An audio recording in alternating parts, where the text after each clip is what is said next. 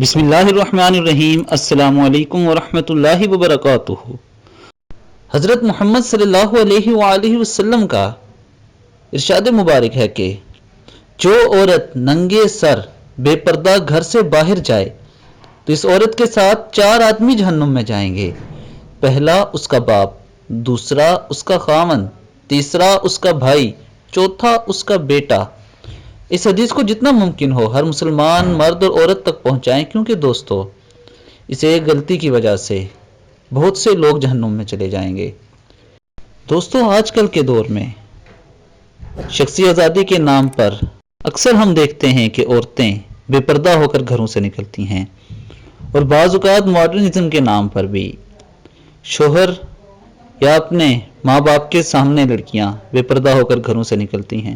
تو ایسے ماں باپ کے لیے اور ایسے شوہروں کے لیے یا ایسے بھائیوں کے لیے اللہ کے نبی کی یہ حدیث ایک عندیہ ہے۔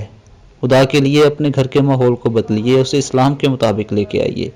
اللہ تعالی ہم سب کو عمل کی توفیق عطا فرمائے۔ السلام علیکم ورحمۃ اللہ وبرکاتہ۔